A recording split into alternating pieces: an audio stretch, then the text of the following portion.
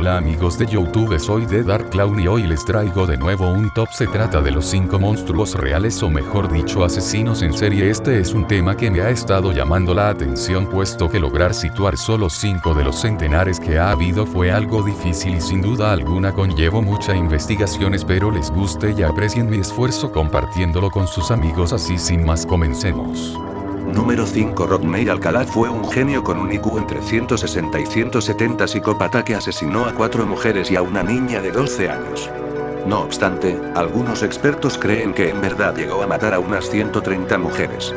Fotógrafo y artista, Rodney fue conocido como el Dating Game Killer por aparecer en un famoso show televisivo de Dating Game. Su primer crimen lo cometió en el año de 1968. Se trataba de Tali Shapiro, una niña de apenas 8 años de edad que fue abordada por Rodney mientras se dirigía a la escuela. Tras treparla, Rodney la llevó a su apartamento y allí la golpeó, la violó e intentó estrangularla con una barra metálica de 10 libras. La niña habría muerto si no fuese porque, cuando Rodney la subió al coche, un automovilista lo vio y posteriormente contactó a la policía, posibilitando así que los agentes irrumpieran a patadas en el apartamento del monstruo, hallando a la pequeña Tali tirada en el suelo de la cocina, casi sin poder respirar y rodeada por un charco de sangre.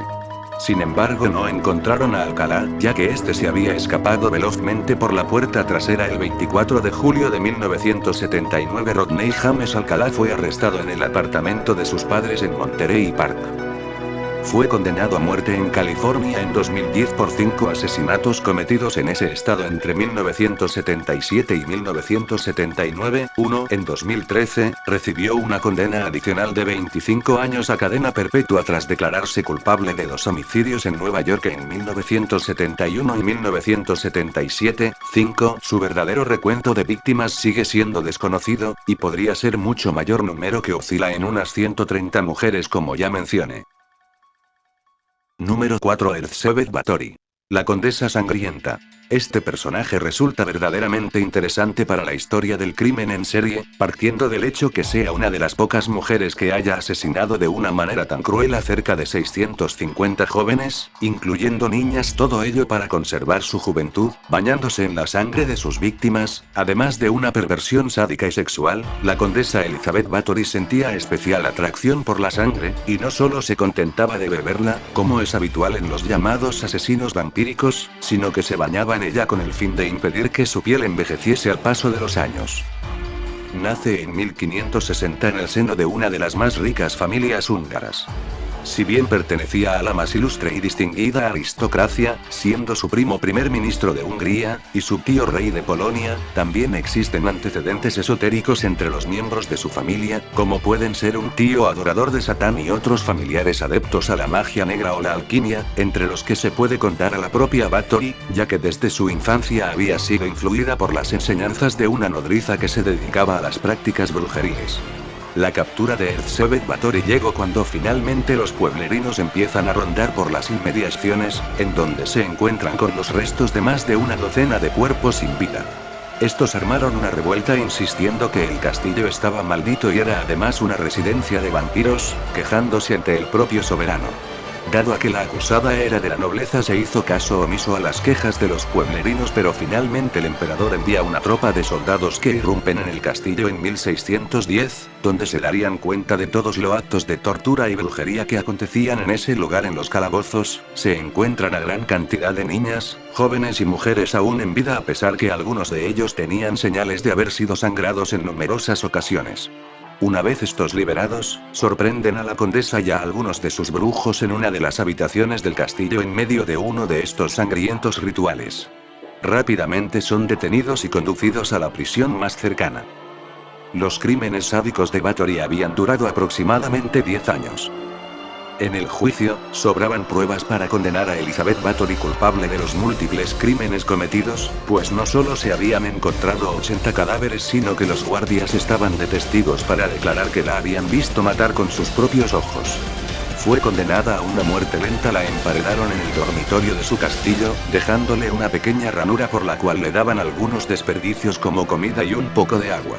Murió a los 4 años de permanecer en esa tumba, sin intentar comunicarse con nadie ni pronunciar la mínima palabra. Fue una especie de suicidio, de repente dejó de tocar alimento alguno y falleció en 1614 cuando contaba con 54 años.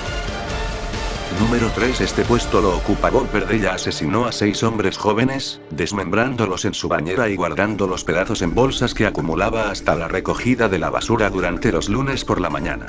Aparentemente siempre actuaba los fines de semana. Robert Bob Berdella nació en el seno de una familia católica un 31 de enero de 1949 en Cuyahoga Falls, Ohio, Estados Unidos. La primera víctima de Bob fue su amigo Jerry Owell, a quien drogó, ató, violó, torturó y desmembró por no pagarle una deuda. Su fin fue espantoso. Owell murió asfixiado por su propia sangre y el vómito que le vino debido al dolor que sintió cuando Bob empezó a cortarlo con sierra eléctrica. Berdella fue arrestado en la primavera de 1988 luego de que una de sus víctimas, Chris Bryson, escapara desde la ventana del segundo piso, usando solamente un collar de perros que Berdella le había colocado para deleite sexual. Cuando este joven escapó, Berdella se encontraba en su trabajo. El joven fue auxiliado por un vecino que llamó a la policía. Al llegar la policía, el joven contó lo acontecido a los agentes, quienes primeramente pensaron que se trataría de una riña amorosa entre homosexuales. Sin embargo, debido al tipo de acusación, violación, tortura y secuestro, decidieron investigar. Al llegar Berdella de su trabajo, fue inmediatamente abordado por los agentes, quienes lo arrestaron en cargos de violación. Al intentar ingresar a la casa, Berdella les negó la entrada, por lo que necesitaron un permiso judicial. Decenas de fotos Polaroid de sus víctimas fueron encontradas en su habitación en el segundo piso. Además, se encontraron elementos de tortura en uno de los cuartos, también del segundo piso, como cadenas, mordazas, esposas, baterías eléctricas, etc. En una investigación más a fondo se encontraron restos humanos y manchas de sangre por toda la casa.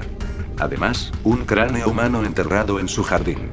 En todo caso, ante los hechos descubiertos, el fiscal quería la pena de muerte, pero la defensa contribuyó para que, a cambio de una confesión completa de todos los crímenes, se le diera solamente una cadena perpetua. El trato fue aceptado y el 13 de diciembre Berdella inició un relato que le tardaría 3 días y tendría más de 700 páginas. Después del corto juicio que tuvo, Berdella comenzó a cumplir su condena, siendo para aquel entonces un asesino que los medios de comunicación habían hecho famoso. Así, queriendo aprovechar esta atención pública, Berdella se quejó de que había muchas cucarachas en su celda. Lejos de despertar compasión, un popular disc jockey local instó a su audiencia a enviar muchas más cucarachas a la celda de Berdella, quien se seguía quejando ante los reporteros de los tratos en prisión e incluso había tenido el descaro de decir que era una buena persona, queriendo probar aquello a través de la construcción de un fondo para las familias de las víctimas hecho a base de la venta de sus bienes, gracias a los cuales se consiguió $50,000 que, por parte de los familiares de las víctimas, fueron tomados como una burla insultante. Las últimas quejas de Bob fueron que los guardias de prisión no le daban sus medicamentos para problemas cardíacos. Consecuentemente, Berdella apenas cumplió 4 años de su cadena perpetua porque, a sus 43 años, murió por paro cardíaco un 8 de octubre de 1992. Número 2. Este puesto lo ocupa no una sola persona sino un grupo. Los Tuts o estranguladores, eran una secta hindú de ladrones y asesinos que veneraban a Kali, diosa de la muerte y la destrucción. Durante siglos, saquearon y asesinaron a viajeros que recorrían la India.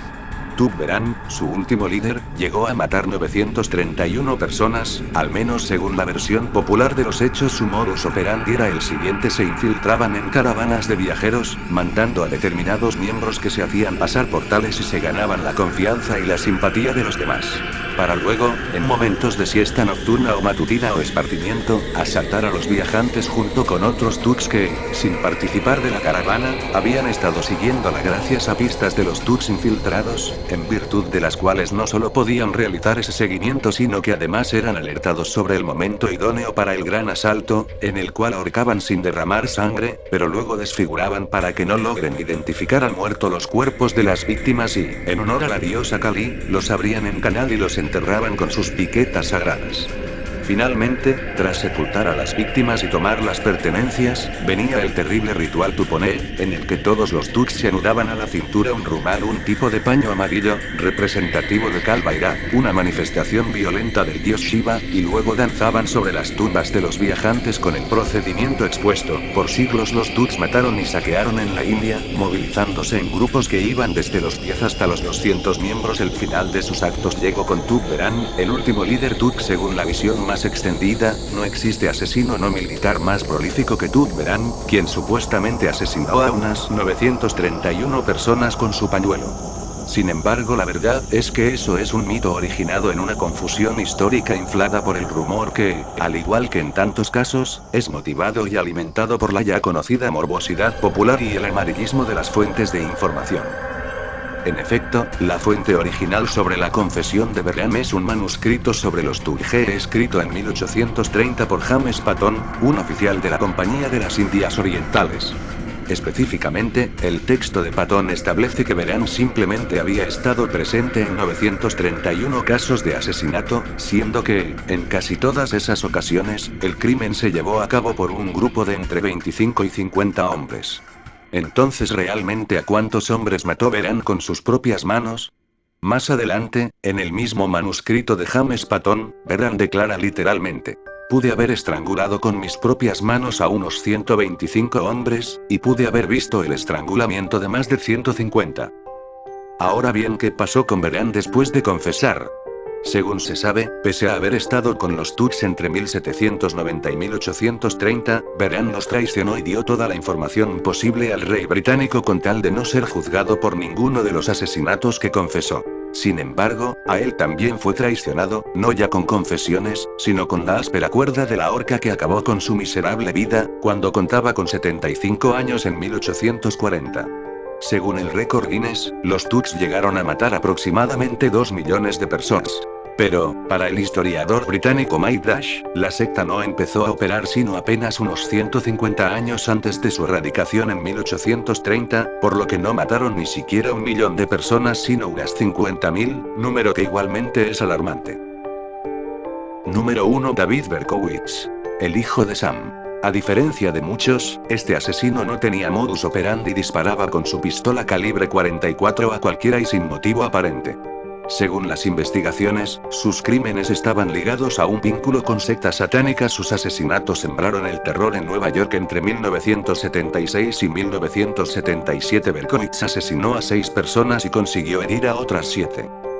El joven Berkowitz asesinaba sin razones, disparaba su revólver calibre 44 indistintamente a cualquier persona que se cruzaba en su camino, sin importarle raza, sexo o edad. A medida que pasaba el tiempo fue ganando una estremecedora seguridad en sí mismo, la cual lo transformó en un personaje frío y sin escrúpulos, a la vez que negligente a la hora de llevar a cabo sus crímenes. El 29 de julio de 1976, fue su primer asesinato en el Bronx, New York. Donna Lauria, de 18 años, y su amiga Jody Valenti, de 19, estaban dialogando en el interior del coche de Jody, enfrente de la casa de Donna.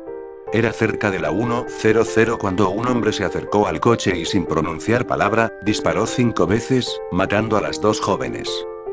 Su último ataque fue el 31 de julio de 1977, una joven llamada Staki Moskowitz y su novio Bobby Violante, regresaban de ver una película, y se detuvieron en el coche cerca de un parque. Bobby convenció a Staki de que se bajaran a caminar, pero ella no parecía muy convencida, así que regresaron al coche. En ese momento un hombre se les acercó y les disparó. Bobby recibió 2 disparos en la cara y Staki 1 en la cabeza. Horas después, Staki murió, Bobby perdió el ojo izquierdo y solo lograron salvarle el 20% de visibilidad en el derecho. Ese fue el último ataque de Son of Sam, ya que un testigo logró identificarlo cuando huía del escenario del crimen. El 10 de agosto de 1977 la policía tiene las pruebas suficientes para detener a David Berkowitz. A las 19:30 un hombre salió del edificio donde vivía Berkowitz, con una bolsa de papel en la mano. Se aproximó a un auto, y fue el momento de la detención. Le ordenaron detenerse. El oficial preguntó: «Ahora que te tengo. Dime, ¿a quién tengo?» «Tú sabes», dijo el hombre sonriendo. «Soy el hijo de Sam, David Berkowitz». Confiesa todos sus crímenes, pero trata de alegar locura afirmando escuchar la voz de un demonio de 6,000 años reencarnado en Sam, el perro de su vecino, el cual le daba órdenes de matar. Los psiquiatras lo diagnostican como esquizofrénico paranoide de personalidad antisocial. Berkowitz es juzgado culpable y condenado a cadena perpetua, con una pena de 365 años en una cárcel de máxima seguridad. Una vez en la cárcel, reconoce haber formado parte de un culto satánico relacionado con Charles Manson, y asegura que sus crímenes no los cometió solo, sino que habían sido varios los tiradores con un calibre 44. Me fascinaban los temas relacionados con la brujería y el ocultismo. En 1975 conocí a unos tipos que parecían simpáticos. Eran satanistas. Ingenuamente me uní al grupo, y empecé asistiendo a los rituales. Al principio no era más que un simple participante, pero muy pronto me convertí en un verdadero adorador del diablo. Mi cuerpo y mente le pertenecían, yo me estaba convirtiendo en una máquina de matar, dijo David. La policía neoyorquina venía ya sospechando que detrás de todos esos crímenes se hallase una secta satánica, y que Berkowitz no fuese más que uno de los adeptos de más bajo rango. La coartada perfecta para encubrir a los miembros de más posición. Aún así, y como en la mayoría de estos casos, las mismas fuerzas de seguridad que se ocuparon del caso, trataron de ocultar todos aquellos datos que relacionaban el crimen con satanismo, siendo revelados al público más tarde gracias a las investigaciones del periodista Maury Terry. En la prisión fue asaltado por otros reclusos y degollado, pero sobrevivió con una cicatriz de 56 puntos en el cuello. Luego de 10 años de condena, Berkowitz experimentó una transformación interior radical que le llevó a arrepentirse de sus crímenes y a adoptar el cristianismo al punto de que actualmente ejerce un rol de guía espiritual desde la prisión. Muestra de eso es una interesante y reveladora carta escrita por él mismo. Para finalizar, le di el primer lugar a Son of Sam porque un asesino sin modus operandi es completamente impredecible. El miedo y la histeria colectiva que se debió vivir en New York en su tiempo de actividad debió ser abrumadora, además de su repentino cambio de satanista a cristiano. Bueno, eso es todo por hoy. Dale me gusta al video, compártelo con tus amigos, eso me motiva a hacer más contenido. Antes de acabar te dejaré una pregunta: ¿tú por qué motivo serías capaz de matar? Un abrazo y hasta la próxima.